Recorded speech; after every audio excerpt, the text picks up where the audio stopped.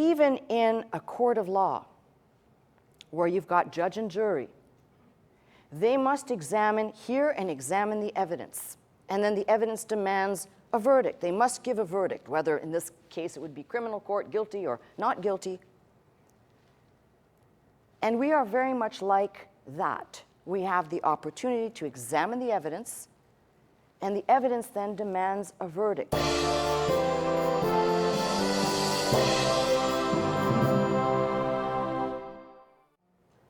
There has never been a time in my ministry, and I say my ministry in the time that I have been in the pulpit, where I felt more compelled to pray earnestly and ask God for extra help. And the reason is pretty simple. In discussing with somebody the why of what I do here, there's only one reason.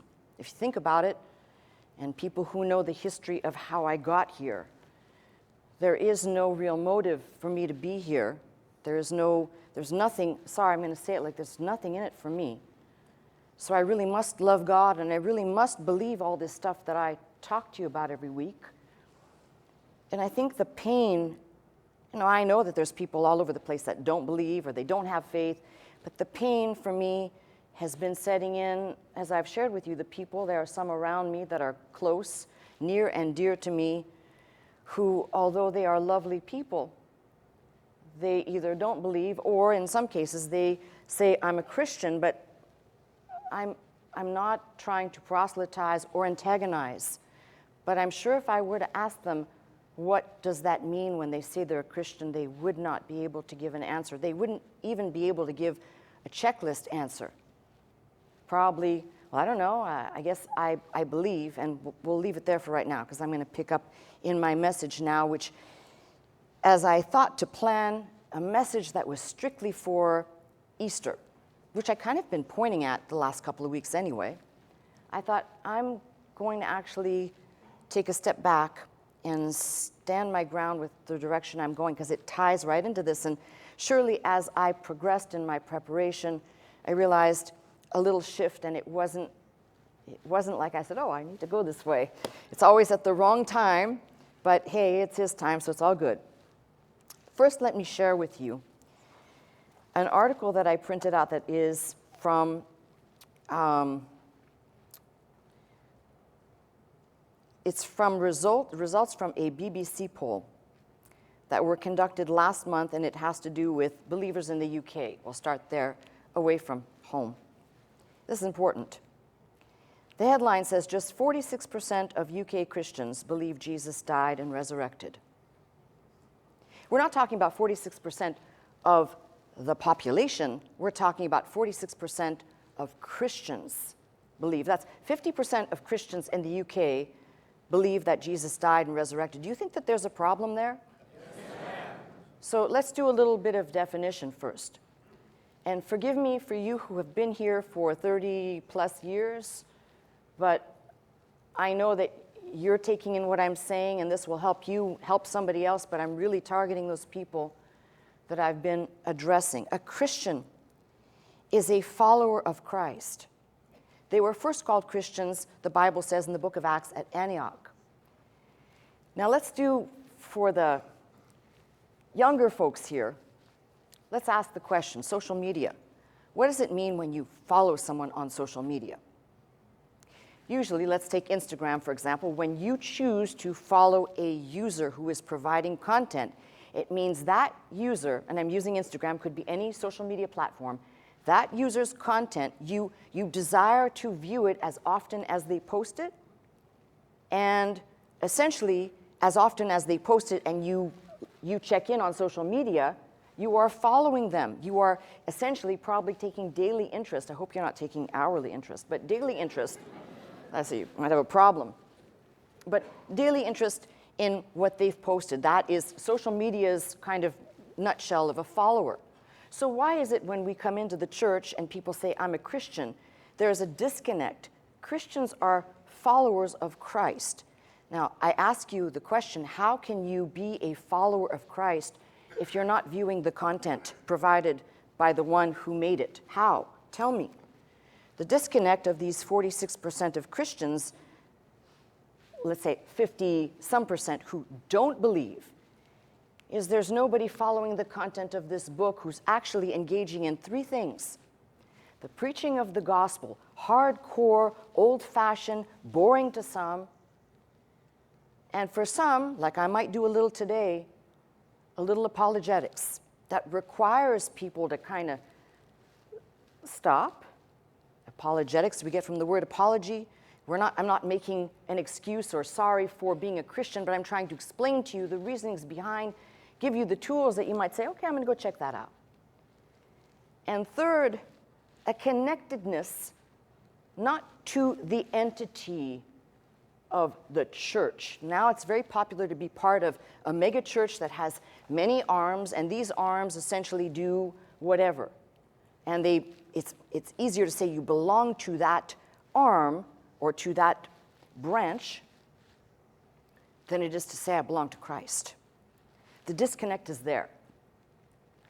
So this is the tragedy of this information, because it tells you a lot. It tells you that people are uninformed. I've got another article, but I think you'll take my word on what I'm saying, and there's plenty of it on the internet. You can go and look it up for yourself.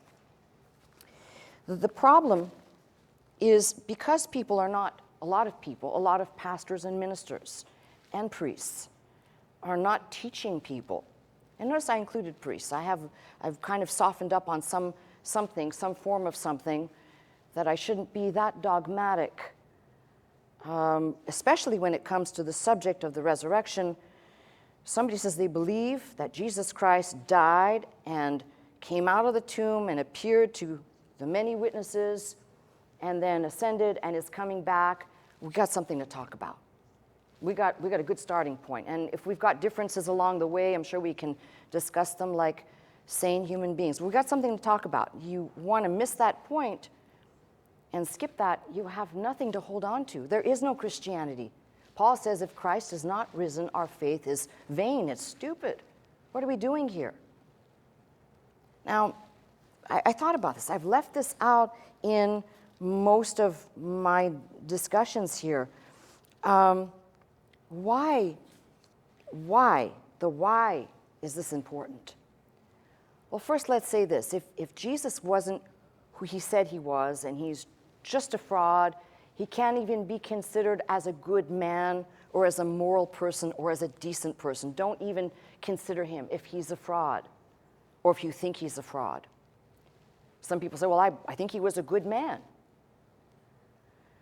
But if his whole ministry is made up of him saying, I will be raised up in 3 days, and this is another irony, which I'm not going to tackle today. You'll have to come back next Sunday or tune in another time, where people argue about what just happened this weekend.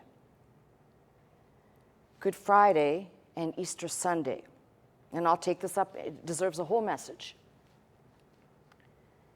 How could we get this so wrong? I know there's people listening to me out there, people here for the first time going, huh? But how could we get this so wrong? You know, when they came to Jesus and they said, okay, we want a sign. His answer to them was, there'll be no other sign except the sign of Jonah, who was in the great fish's belly for 3 days and 3 nights. And a careful reading of the gospel accounts, it will reveal something. There's no way that 3 days and 3 nights, or simply put 3 days, could be Friday, Saturday, and Sunday, because of the way they reckon time at the time that this was written, at the time of Christ. Well, I'll discuss that. These are, we'll call them the details that are maybe secondary or tertiary in importance. Now, if somebody says, I believe that Jesus rose, but I believe Good Friday and Easter Sunday, we have a starting point. I don't want to throw the baby out with the bathwater, right? We have a starting point. But the problem is why this all matters. Why even examine this? Why? Because in all the scope of time, in all of recorded history, including using this book, and some people will say, oh, it's not history, but including the record that is in this book, there has not been offered to humankind a way to be forgiven for the very thing that we are now by nature. There's no other way for us to reconnect with God than what's described in this book. And there's no other way for us, and people will get really mad at me for saying this, but I didn't say it, the Lord did. He explained that no one can come to the Father. No one can come except there's one door, there's one way, and he said he's it. Now, a lot of people don't like that. They just kind of, they say, well, how could that be?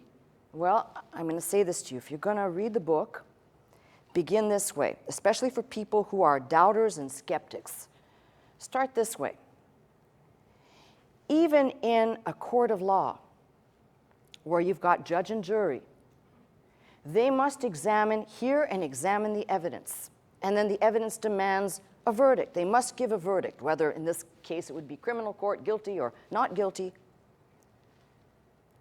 And we are very much like that. We have the opportunity to examine the evidence, and the evidence then demands a verdict. It demands that we either say, this is all true, or this is just a bunch of stupid stuff, and I'm following some fictitious, good mythological character that I'd like to believe is real. If one takes that approach, believe me, you're going to be surprised. Instead of taking the approach of, well, I don't feel anything. You know how many people have come through this door and said, they've come here and they've left. I didn't feel anything. Let me tell you something. You got 168 hours in a week, and if you spend an hour or two here, let's say you spend 2 hours here, you got 166 hours out there to feel something. You got an hour or two to learn here. And when you start learning, you realize a couple of things. You realize how much you don't know. I don't know everything. I don't have all the answers. Don't look at me and say, well, you know it all? No. I'm just here with the information that I've spent my time gathering and have come to a verdict. Now, we have eyewitnesses to the life, the brief public ministry of Jesus Christ that are chronicled in the New Testament. We have eyewitnesses to his death by crucifixion, and we have eyewitnesses both to the empty tomb and to him being resurrected in bodily form. And this is where I say, just even if you're here as a doubter, if you're listening to me as a skeptic, this is where I ask you, put away your baggage of a lifetime of things that people have told you, and start by, as I said, examining the evidence. And at some point, when you have spent enough time, you are forced to come to a conclusion. Why does it matter? Your eternal destiny, as I said, salvation, forgiveness of sins, but there's something else. It can't just be, oh, I don't want to go to hell, so I'm going to believe this thing. How about this? Each and every one of us, and all the people in the sound of my voice, at some point in your life, will be touched by tragedy. That is just a fact. I'm not a prophet, that's just a fact. How you deal with that tragedy will depend largely on what you have put into your brain, what you have fed your soul, and your understanding of something that is beyond you, the gears of control that are beyond you. Without having someone, and I'm now referring to the person of Christ, to grab hold of when tragedy strikes. I'm not saying because we're Christians somehow that we're stoics, and when tragedy hits, we're able to just, we stand the ground. I'm not saying that. But it's like saying, you ever felt completely alone? And the sadness that comes with being completely alone? And then you learn about Christ and you find out you're never alone. Man, it could be the difference between somebody deciding to end their life And I'm not saying, by the way, I'm not saying that there's not been Christian suicide. There has. But by and large, that could make the difference between. I'm not saying that this is the cure-all, solve-all for all people, because not everybody is in the same place at the same time in their faith walk. But I can say, and I don't like to give personal testimony, but I can tell you,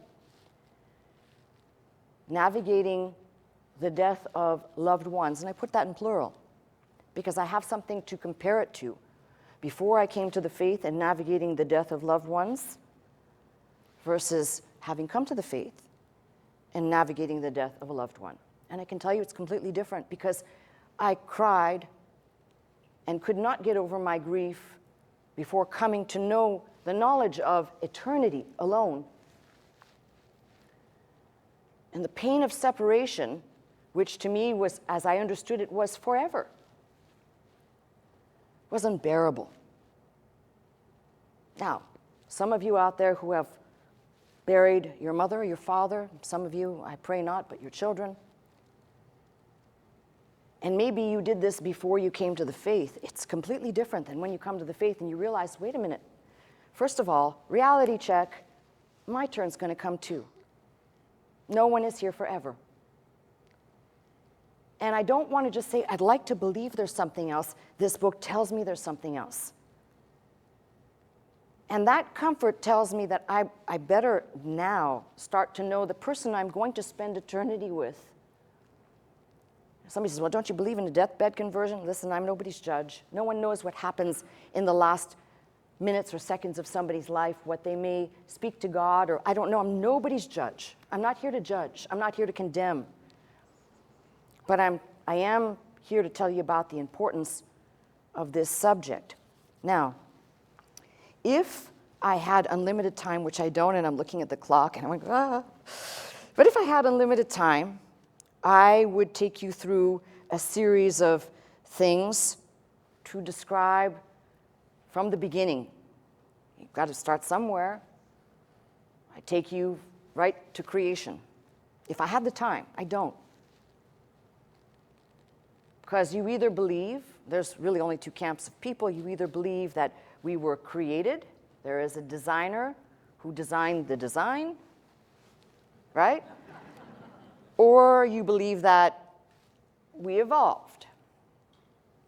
Now, the uniqueness of humankind is, if you believe in a creator, the uniqueness of humankind, unlike animals, and this is where there's the dividing line, sorry, God gave free will to his creation.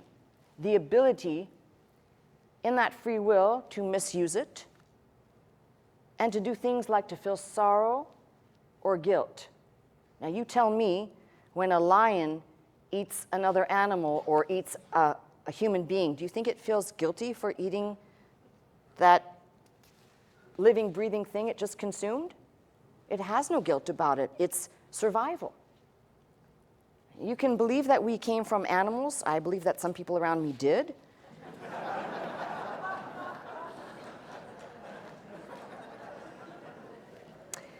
I will apologize for that later. But God also gave intellect, the capacity to invent, to create with a broad range of emotions. There are certain things that really do separate us from the animal kingdom. And there are people who like to tell you that, no, we evolved from something that looks like an ape. We evolved from that. Well, the minute you go down that pathway, again, you encounter a whole host of problems. And there is enough evidence, and people on the other side will argue the other way, but there's enough evidence to suggest that whatever those entities or beings were, they did not possess the same, we'll call them endowments, in terms of capacities that God gave to Adam. Sorry, it's just the way it is. You could say, well, but they were creative, they invented, they hunted, they did all, that's true, but there are certain things that they did not possess. And you move from that, from the creation, humankind, into humankind's role in the universe. And here's where the question comes. Everybody at some point will ask it, what's my purpose here? Why am I here? Let me ask this. Have you ever felt like your life here has kind of been a waste of time? I have. Not in the recent years, but in the past. Big waste of time. What am I doing here? And why am I here? And for those of you who didn't raise your hand, I congratulate you. But what is my role in the universe? Why did God put me here? And I'm not just speaking of me. I'm saying this is the question at some point we wrestle with. Why? How? And then you'll have the group of people that will say, well, you just have to kind of find your way and do your own thing. And I did that. Many of you did that. That's the free will part. And then somehow, preveniently, God finds and chooses the ones that he wants to open their hearts and their minds. And that's why I said I can't force somebody to come to the faith. But here we are discussing this. And if I had time, I would lead you through the progression from creation, the created being, humankind, humankind's purpose in the universe, of being here. But along the way, God's purpose for the humankind that he created was messed up. And God provided a way back, if you will. Over the course, as I said, this book spans a lot of time of God saying, I'm going to show you the way back. Now, don't do the, as I said, the Alan Dershowitz thing. God just kept trying different things until he found something that worked. No, God at the beginning said what he was going to do, but along the way, he unfolded a plan of redemption that ultimately culminated with him sending his only son. Here's another one of those arguments. I heard a late-night comedian do this routine. Well, you know, this whole thing about Christianity and, you know, God can't be God and the Son and all these things don't make sense because that's crazy. It's like a split personality thing, you know. And I'm thinking, wow, this is great. A late-night comedian, of all people, that should be making jokes about this subject, because it's obvious to me that even the most brilliant minds, the greatest scholars, we all have some theological gray area. We know that God is 3 in 1, but don't ask me, just as the late Dr. Scott used to say, don't ask me to define or describe, to be able to try and, what we know is what is revealed here, 3 in 1. All part of, it's like pieces of an orange. They all belong to that same unit, but they're all separate. At the same time, they're one, but they're separate. And it still remains a mystery and will remain so. We can only see a little bit through this book. So the minute somebody comes up with something, oh, you know, you're going to give an explanation for everything. You're right. That's what the Bible says. Be ready to give an answer in season. So let me go back to the eyewitnesses of Jesus. And these people that saw him, they saw him in his earthly ministry. They saw him when he performed miracles. They saw him, some witnessed his death by crucifixion. And those that witnessed his burial and his resurrection and his ascension. Let's just put it all in there. These eyewitnesses began to write, not all of them, but some of them began to write down the ministry of Jesus Christ, some of them leaning more in a history to tell with genealogies appealing to the Jewish readers, others kind of having a perspective that we can say, for example, John's perspective is eternal. He reaches so far back because he came to know that this was the one true Son of God in such a way that when he wrote, in the beginning was the Word, and he's describing, from the beginning, he's describing Christ. As if to say Christ was there in the beginning, which he was. These eyewitnesses set out and they begin to write, some of them, which become what we have as the Gospels. These Gospels are, I'm going to say, written no later than, we're talking about the Gospels, but let's just put the whole New Testament in a nutshell and say nothing should be dated later than 80 AD, and at the very far-reaching for John in the book of Revelation, perhaps into the 90s, 90 AD. Now, the argument over what year Jesus was born and what year he was crucified and all those arguments, forget about that for just a minute, please, because those are the details that people will spend their whole life going crazy over. But what you focus on is, let's hypothesize for a minute and put his death, for the sake of convenience of counting here, somewhere around the 30s AD. And if you put his death there and you look at the latest date of writing, 80 to 100 AD, you've got a short span of somewhere between 50 to 70 years, somewhere in that sliding scale. And then this writing is closed. Now, between you and me, probably most of this is much earlier. It's probably closer to, some of it is written even possibly in the late 50s, early 60s. That puts it even closer to the actual happening. These records begin to, they weren't intended as to become this, but that's what they became. And they began to spread, and people have asked, well, how do I know about the authenticity of this? You've got books being pieced together as early as to form a fragmented, what we call a canon, a fragmented New Testament, if you will, by 160 or 170 AD, between the Muratorian canon and Tatian's Diatessaron, these two things, and we know they're well attested to. And by the late 390s, a church council is gathered, convened at Laodicea, and they agree on a set amount of books, Old Testament and New. And of course, there's a back and forth over time, but I'm trying to give you the time frame to say when people argue about the authenticity of, well, how can I be sure that this is actually true?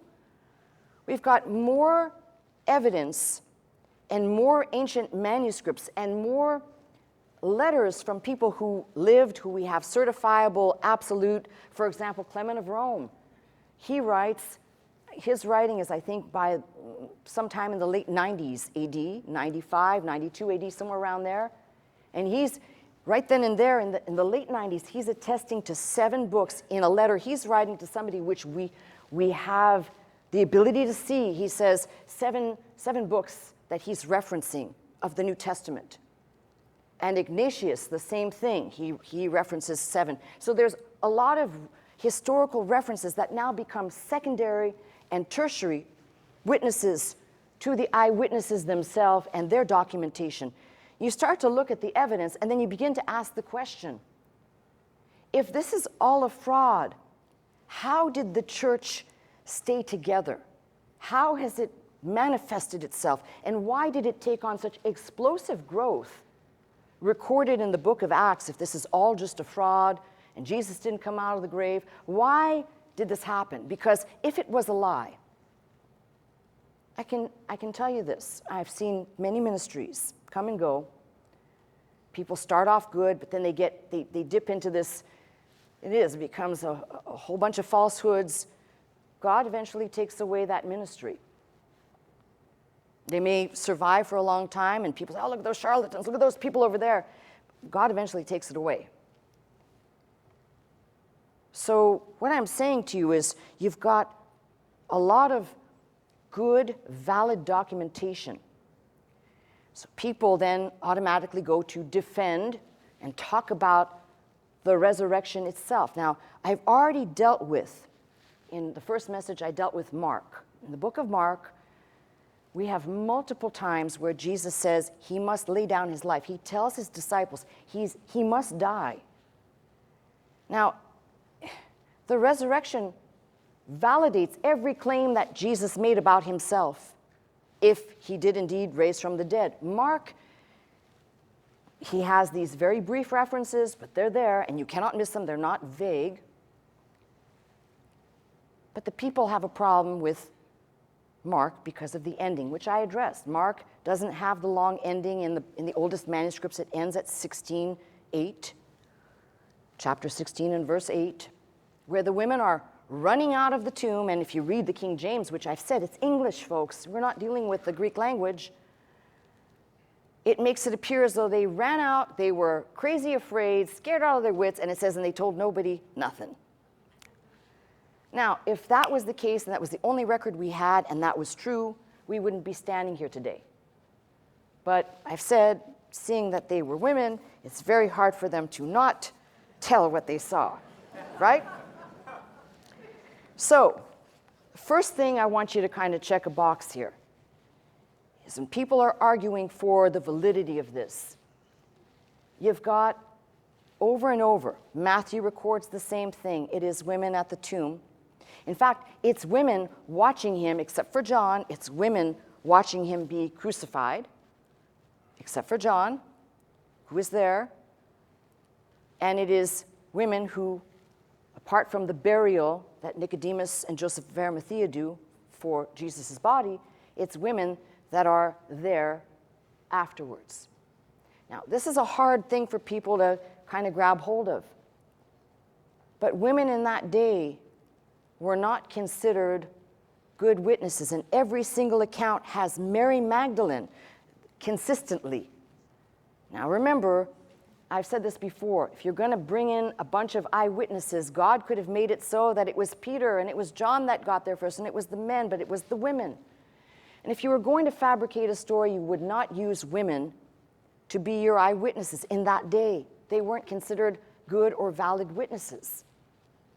And yet it's the women who actually see his crucifixion and see him die and are at the tomb. And I use Mary Magdalene as a consistent factor because she's not the eyewitness to his resurrection event happening, but she's the eyewitness to the empty tomb and to encountering the risen Christ first. So it's no wonder, by the way, that she gets villainized. Just think about this. If you think about it long enough, it makes perfect sense of why she'd be villainized or demonized later as a woman of ill repute. Let's kind of let's mess everything up that we can, because it says 7 demons were cast out of her. I believe this woman loved Jesus, and gosh, with all the new rehashing of old programs that say they were lovers, they had a child together. Let's not touch that. The fact of the matter is, I believe she loved him. And I'm going to say something that may sound offensive, but I'll just say it. I don't think and I'm going to put myself in the same camp. I'm not excluding myself. I don't think our devotion and our love for Christ holds a candle to Mary Magdalene's. Could you stand by and watch what she saw? And even in a misplaced faith or misplaced whatever, she's at the tomb. And specifically out of John's gospel, she's crying because when it's clear, John cuts to the chase. He doesn't waste time with telling any story. She's there, and he goes right away to, the stone is rolled away. Doesn't waste any time. Let's cut to the chase. She thinks somebody's taken the body. They've taken my Lord away, and I know not where they've laid him. She's wailing, and I believe the wailing is this.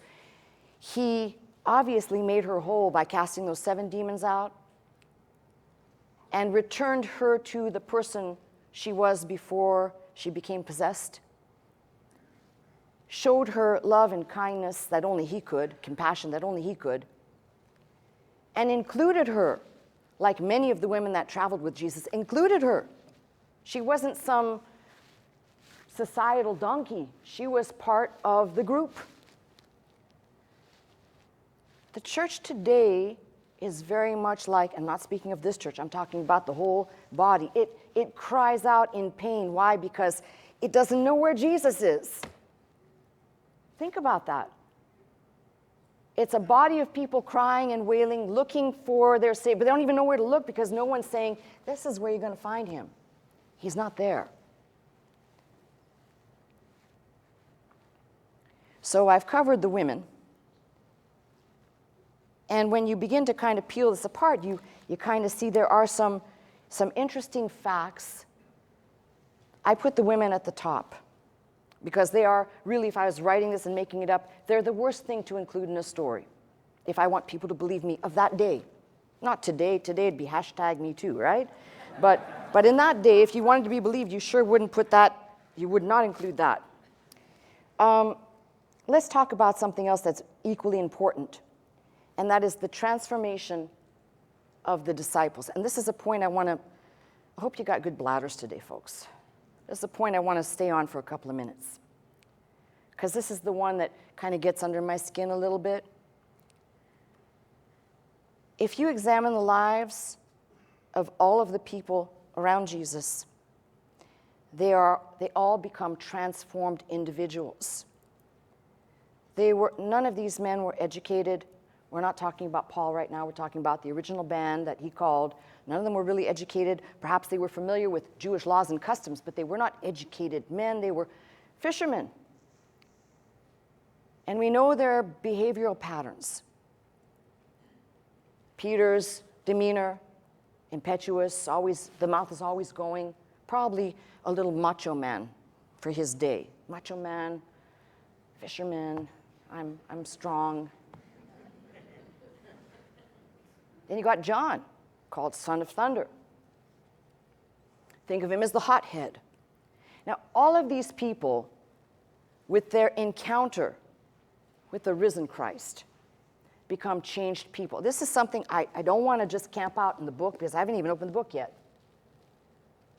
I want to talk to you, and again, I don't say anything to you that I'm not digesting myself. An encounter with Christ from this book, if you really believe this thing, and I'm using the B word, believe, not faith, if you really believe this thing, eventually it's going to change you. Not, I'm going to change and I'm going to do this. Eventually you will be changed. You've heard this said here many times. The change that occurs is like handling radioactive material. Your cell structure is changed. You do not see it, though. Now, I can look back at 20 or 30 years ago and say, yeah, I know my personality and everything, a lot of things about me have changed. And I'm still being changed. But there's nothing worse than encountering people. And I said, I'm nobody's judge, so don't take this well. Are you judging people? But there's nothing worse than encountering people who would like to lecture you about your behavior or your whatever it is you're doing, but they are unchanged themselves. And when I say unchanged, they are still flesh pots that are full of hate. They have no love. They have no compassion. I had a discussion with somebody last week about this, about how is it possible that in this day and age where you see so many people out there on the street, how is it possible, even if you're not sure if they're really homeless or not, how is it possible to not be moved inside your soul to say, even if they have to make this up, that's a pretty sad state to be in? Well, don't you know there's a lot of cons out there? You can't trust everybody. Oh, I know. I've had exposure to some of them. Guess what? That's not my business. That's going to be God's problem. That's the position you have to take. I'm not telling you to go out and be silly, but you do something in the name of Christ without any ego and any strings attached. You have God's attention. Whether or not that person on the other end deserves it, nobody deserves anything, it's all unmerited, is a different story. So these that followed him, they were changed. Now, I'm taking a page out of a book from this ministry now, because I have been around this ministry for, I don't know, 20 years or something like that. I have no idea. And I can tell you the people immediately around me that I have exposure to, I can tell you they don't know this. Maybe they do, but I'm saying I've never articulated it to them. In the years I've known them, I've watched them change. In the years, it's hard for me because, it's people you're with all the time, you see them all the time, but I've seen the change. I've seen people who just came to work because they had a job versus now they have a calling. And you know the difference between somebody who shows up for the paycheck versus someone who shows up because they think the whole ministry functioning depends on them, and not in an egotistical way, but in a very humble and good way. I could give you a whole catalog of these changed individuals. You know what happens to people who do not change? I believe sometimes God has already left the building.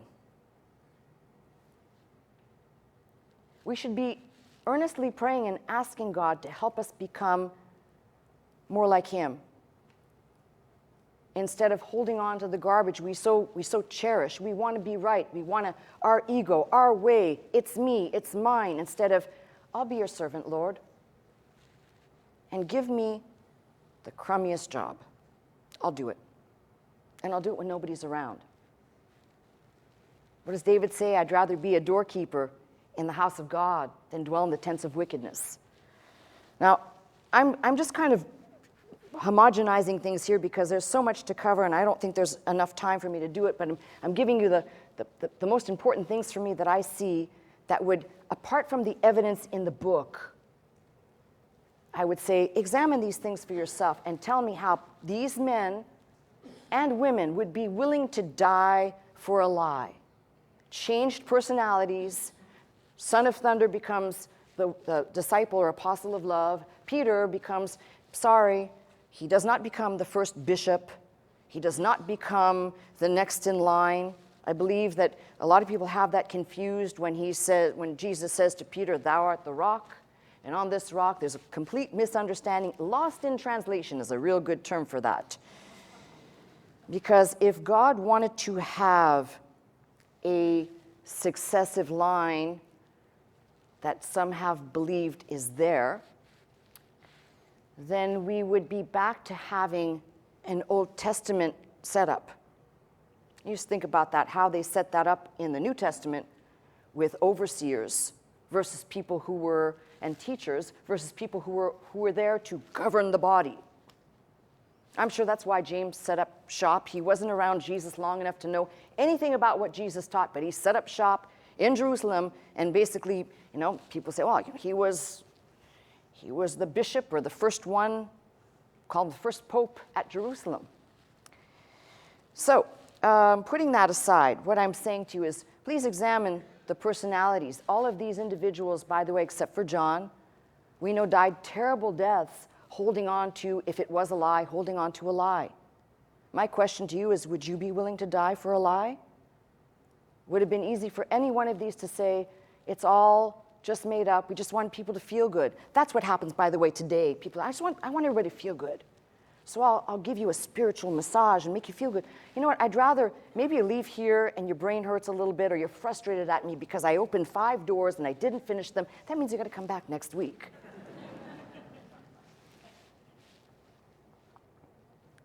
But anyone listening to me can see, I'm sure you can see in my heart, because my heart is kind of just stuck out there today. I'm wanting to put the information out there. I realize an hour is not sufficient. And I realize that now this probably will continue, and there's no problem on my side, but I'm just saying these are things we have to consider. How about looking at the Gospels in a different light, if we're trying to say, what about consider this? If you were writing this story, would you include, it's a very bizarre thing. You realize that Mary Magdalene was at the tomb, and whether she had conversation with him, as John records, however that happened, and she goes back and she tells the other two, and they run, and isn't it interesting that Peter, at least in John's account, Peter went in to the tomb, he saw the grave clothes there, and he ran out. The word that's used is he didn't really know what to make of all this. He didn't say, oh, he's risen, hallelujah, he's risen. He didn't know what to make of it. John went in there, he saw the grave clothes, and it says he saw and he believed, and referring to the fact that he knew Jesus is risen. And yet they all go back, they all go home after this encounter. Now, I don't know about you. I mean, maybe they're under persecution. There's a lot of stuff swirling around, but they all go home. I don't know if it was me. I'd be out in the street going, hey! So anybody reading this would say, well, this doesn't make sense to me. It's kind of a strange tale to tell. There are pieces of information in here that just don't make sense. But they do if you begin to examine the whole. You see, when Jesus appears to Mary and he says, go and tell them.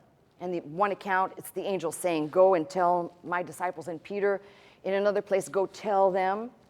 And she goes to tell them. In fact, interesting is, again, John's gospel, both go into the tomb, John and Peter, they go away, and it's Jesus who appears to her after they've gone into the tomb and it's empty. And he tells her, go and tell them. And yet, he must appear, this is the most logical thing, he must appear to his followers. And he does. He comes through a locked door, and he appears when they were all in that room. And don't ask me, I don't understand it, but obviously Jesus does, because he went right through a locked door, and he appears to them. There are some things like that. You say, well, how's that possible? Well, it's the same way that it's possible that he performed miracles. Let's not try and get into the minutiae of, is that possible? Is that probable? Is that likely? But he appeared to all of them, all at once. And here's the weird one, the doubter. Why do you suppose if you were writing a tale, a mythological creation, would you include somebody who doubted? Because I wouldn't. I'd say, they were all out praising the Lord in the street, having a party, celebrating Jesus, putting Christ back in Christmas. I don't know.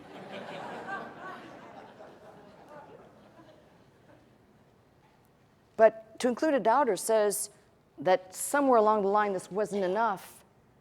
Even though all of the men are talking, they're all talking about this. He still doubted. Thomas still doubted.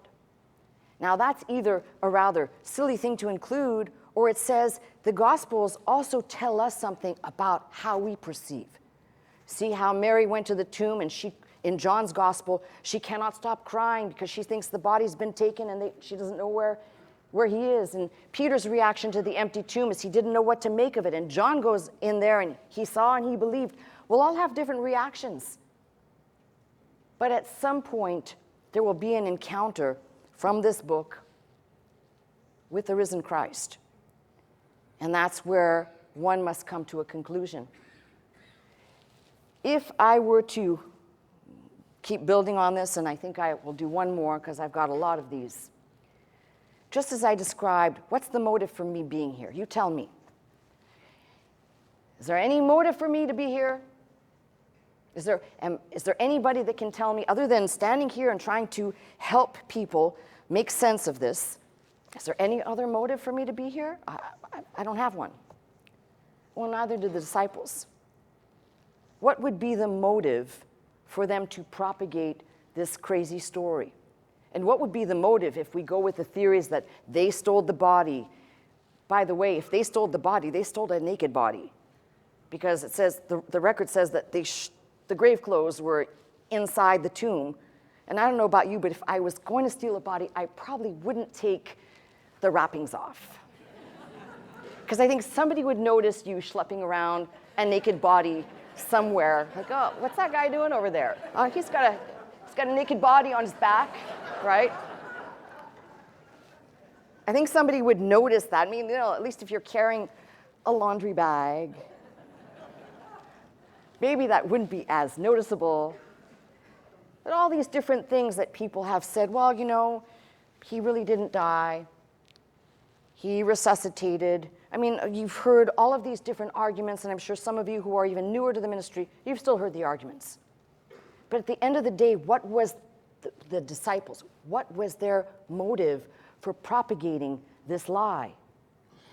And if it was only for them, then they could have just kept to themselves, disappeared, and the sun goes down and the chapter is closed and goodbye. But yet they all are writing about this and they're all telling about this.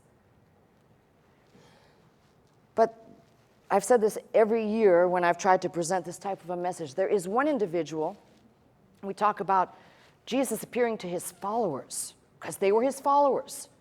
And you could say, oh, that's all manipulation because they want to tell, and you could find a motive there. But what about Jesus appearing to his enemies?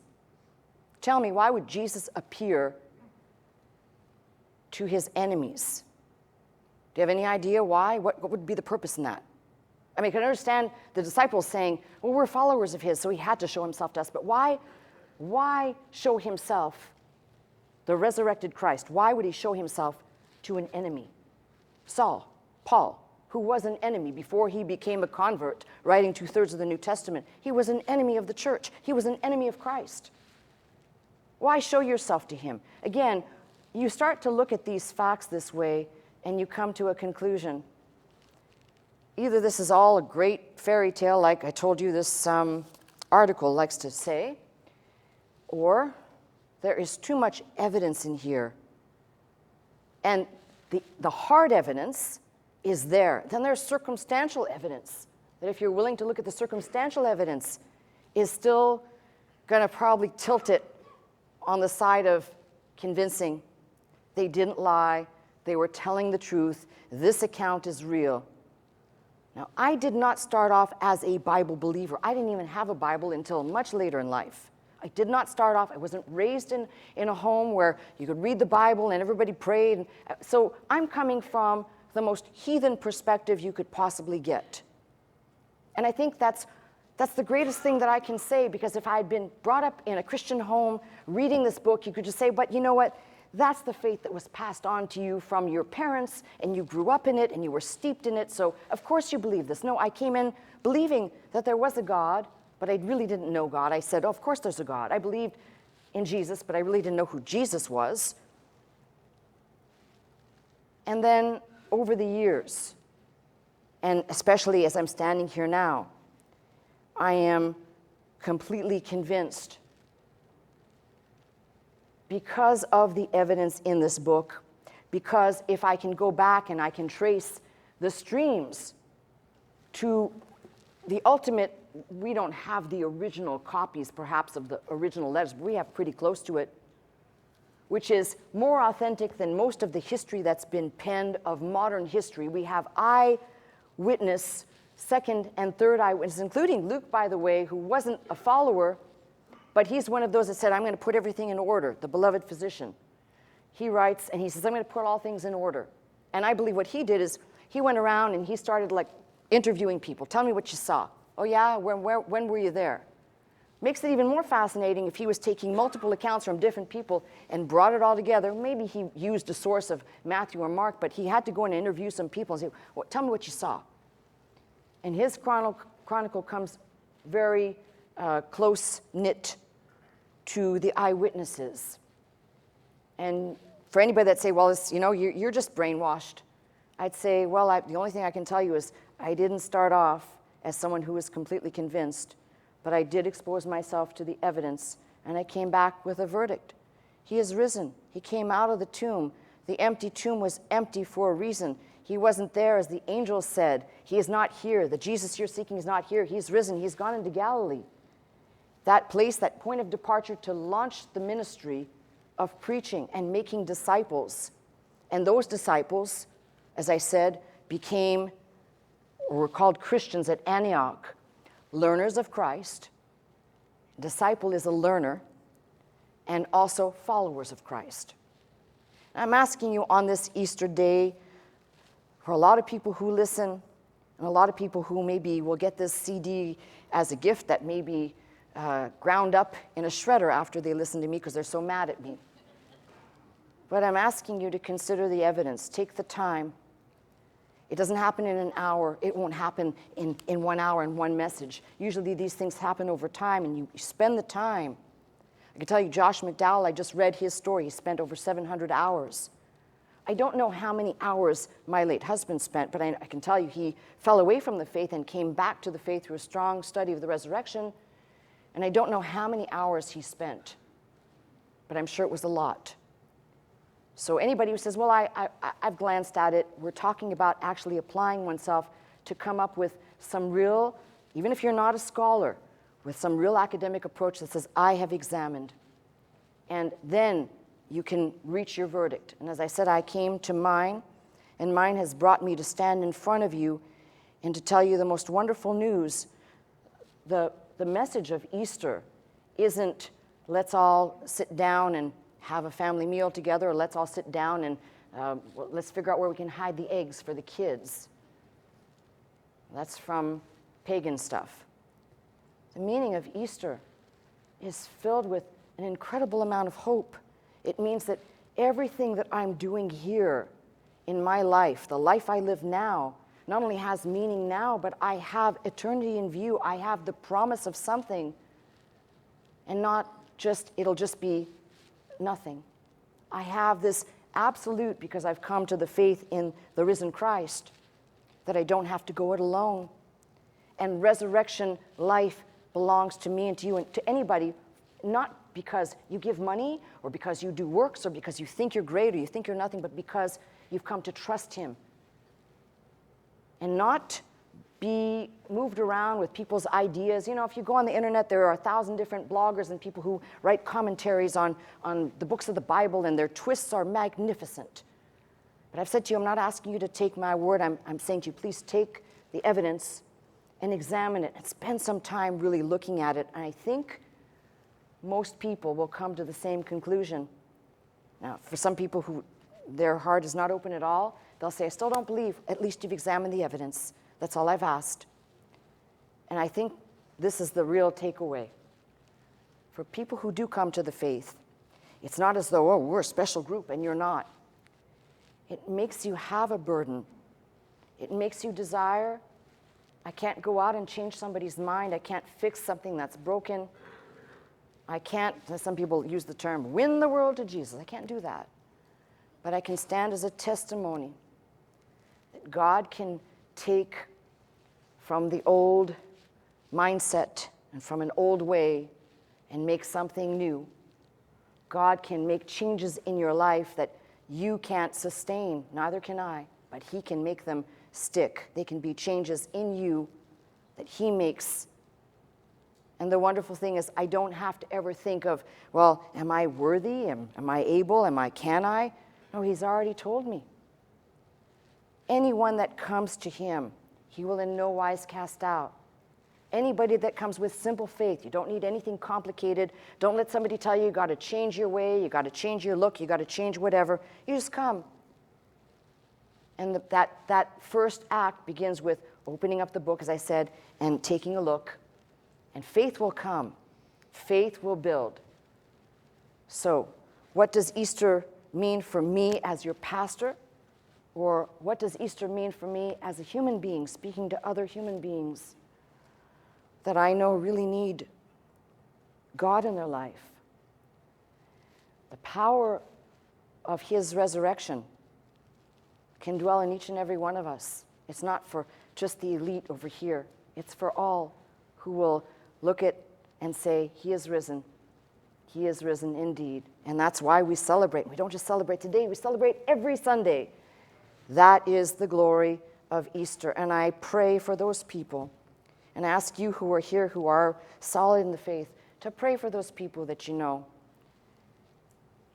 that desperately, you know that their life could be so much better, enriched by God. And I'm not talking about pocketbook, I'm talking about heart and mind, peace that passes all understanding, to begin a relationship with God through Jesus Christ. So please agree with me in prayer for those who don't have, that they may have and receive, maybe today, maybe next week, maybe next year, but that's in God's hands. We'll just do the praying part and be thankful because he is risen. That's my message.